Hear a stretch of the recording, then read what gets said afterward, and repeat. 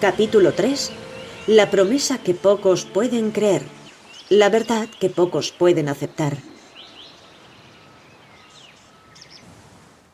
Una cosa es que no necesitamos a Dios y otra cosa es que Dios no nos sirva para nada. Voy a repetirlo, pues es demasiado importante como para pasarlo por alto. He dicho que una cosa es que no necesitemos a Dios y otra cosa es que Dios no nos sirva para nada. De hecho, si no necesitamos a Dios, es precisamente porque Dios nos sirve de una manera extraordinaria. ¿Cómo vamos a necesitar algo que tenemos siempre, que no podemos no tener en ninguna circunstancia, que puede servirnos siempre y que no puede no servirnos por mucho que nosotros neguemos que nos sirve? No puedes no tener a Dios en tu vida, como parte de tu vida, aunque muchas personas no son capaces de creerlo. No son capaces de creer la promesa más elevada que nos hizo Dios: yo estaré siempre con vosotros hasta el fin de los tiempos. No puedes no servirte de Dios, aunque niegues que lo hagas. Y esta es otra cosa que muchas personas no son capaces de creer. No son capaces de aceptar la verdad más maravillosa que enseñan todas las religiones, cada una a su manera. Pedid y se os dará. Al ser incapaces las personas de aceptar esta verdad, no entienden en absoluto la fórmula por la que pueden crear lo que quieren vivir en sus vidas. Yo llamo a esta fórmula proceso de la creación personal. Se data de lo que algunos llaman ley de la atracción, y no solo no deja obsoleto a Dios, sino que tiene el efecto opuesto. Hace más presente, más relevante y más real que nunca nuestra vivencia de Dios. Todas las grandes verdades empiezan siendo blasfemias. En una frase célebre de George Bernard Shaw, que tenía mucha razón, su observación nos explica por qué deben introducirse con tanta delicadeza tantas grandes verdades, en voz baja y quitando importancia a las verdades mismas. Pero llega un momento en que ya no se les puede quitar importancia. Salen a flote a la superficie de la vida y surgen con todo su esplendor. Son momentos muy trascendentes para la humanidad, pues nuestra especie evoluciona a medida que surgen estas grandes verdades. Veamos, por ejemplo, la idea de que podemos ser más felices que Dios. ¡Qué idea! ¡Qué concepto! Es revolucionario. Por eso se ha estado resistiendo a él mucha gente. Han pasado años enteros resistiéndose a él, negándolo, hasta tachándolo de malo. Sí, la gente, y paradójicamente las religiones mismas, han estado calificando de malo el ser un poco felices siquiera. Cuanto más es el ser más felices que Dios. Bueno, puede que no hayan calificado de malo el ser felices, pero sí que han tachado de malo hacer la mayoría de las cosas que nos hacen felices. Mucha gente cree que la vida debe contener mucho dolor. Dolor debe ofrecerse a Dios. Debe soportarse en silencio. Así ganamos puntos para el cielo. Nuestra cultura ha adoptado esta idea de manera tan absoluta que algunas personas ni siquiera quieren ser felices siempre. Cuando les hablas de que podemos ser más felices que Dios, se ponen inquietas, incómodas. Te dicen que estás siendo poco realista, incluso que puede estar en tratos con el diablo.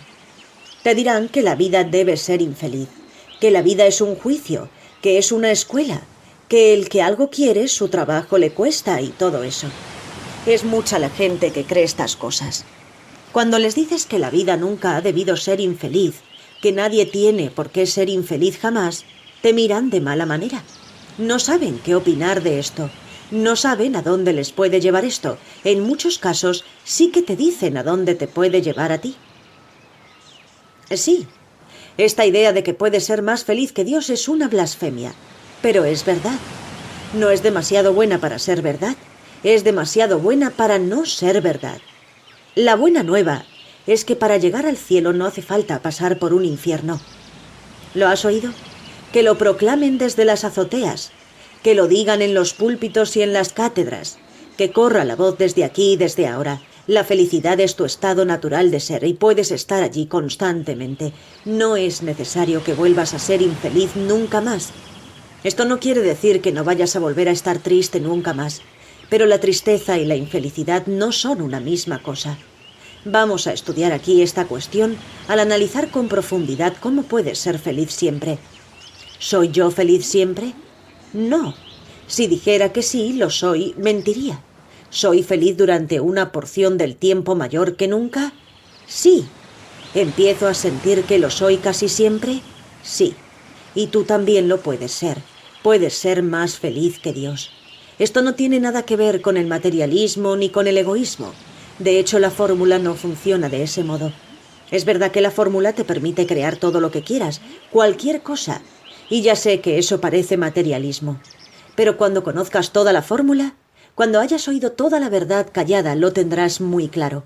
De manera que vamos a empezar por una verdad elemental, para pasar después a la verdad que está detrás de esa verdad. Algo más de esa verdad callada. La verdad elemental ya se te ha comunicado con las 5 primeras palabras de este audiolibro. La vida debe ser felicidad. ¿Te vuelvo a preguntar por lo que te pregunté entonces? ¿Lo crees? Si no lo crees, a tu vida no le quedará más opción que ir transcurriendo de una manera conforme a tu incredulidad. No te sorprenderá ser infeliz una porción del tiempo mayor de la que quisieras. Pero si crees que la vida sí debe ser feliz, lo será. Puede que ahora estés pensando, ¿de verdad? Entonces, ¿cómo se explica todo el dolor y todo el sufrimiento que hay en el mundo? La pregunta es justa, y tendrás una respuesta antes de que hayamos terminado. Pero ahora mismo, de momento, te pido que te centres únicamente en la afirmación de 5 palabras con la que ha comenzado este audiolibro. Veamos si es posible aceptarla, al menos como posibilidad. Estoy diciendo que es posible que creer que tu vida puede ser feliz la mayor parte del tiempo puede hacer que lo sea. Pero esto no es ninguna novedad. Eso ya lo habíamos oído contar. Este libro trata de lo que no te han contado. Trata de una verdad más amplia todavía, que se encierra detrás de esa verdad. Una verdad tan amplia, tan... ¿cómo decirlo? Tan ajena a nuestras vivencias y a todo lo que nos han enseñado, que como ya he comentado 2 veces, muchas personas no son capaces de creerlo ni siquiera cuando lo ven. Cuando ven cobrar vida a esta verdad delante mismo de ellos, la achacan a otra cosa. Según un viejo dicho, hay que ver para creer. Pero voy a hablaros ahora del barco de Magallanes. Esto me lo contó mi querido amigo Stephen Simon, productor y director de Conversaciones con Dios, la película, y de Índigo, coproductor de Más allá de los sueños, y que ha intervenido en la producción de otras muchas películas que te sonarán, tales como El alucinante viaje de Bill y Ted. Tal como lo cuenta Stephen, Magallanes y sus hombres exploraron muchas islas sin encontrar resistencia por parte de los nativos que vivían en ellas. Estos bien podían haberse subido a sus canoas hechas con troncos de árboles para atacar en masa a aquellos marineros de aspecto extraño que podían venir con malas intenciones. Sin embargo, los recibían con los brazos abiertos. ¿Por qué? Porque cuando los vigías nativos vieron por primera vez el marco de Magallanes, no sabían qué era lo que estaban viendo. No habían visto nunca una cosa tan inmensa y majestuosa que llevara gente por el agua. Aquellos barcos gigantescos, con mástiles enormes y velas que se henchían al viento, estaban tan alejados de las vivencias anteriores de aquellos nativos isleños que estos no tenían ningún punto de referencia que les permitiera empezar a plantearse siquiera lo que podían ser aquellas naves. Dejaban ancladas sus canoas, dejaban las lanzas llenos de temor, y recibían a Magallanes y a sus hombres como a dioses. Stephen me explicó que este es el síndrome del barco de Magallanes. Es el fenómeno que se produce cuando una persona ve algo que está tan apartado de sus vivencias anteriores que literalmente no sabe cómo interpretar lo que ve. Pues bien, esa verdad callada de la que he estado hablando aquí está tan alejada de cualquier cosa que nos hayan dicho o enseñado a la mayoría de nosotros, que aun cuando está ejerciendo su efecto en nuestras vidas, cuando está produciendo una manifestación directa delante mismo de nosotros, literalmente no sabemos qué es lo que estamos viendo. Vemos una cosa y decimos que es otra. Vemos los resultados de la verdad callada y decimos que son frutos de la coincidencia, de la casualidad, del azar, de un accidente o de la simple suerte loca. En realidad, la cosa no habrá tenido nada de loca. Todo lo contrario. Habrá sido una obra de la inteligencia más elevada del universo.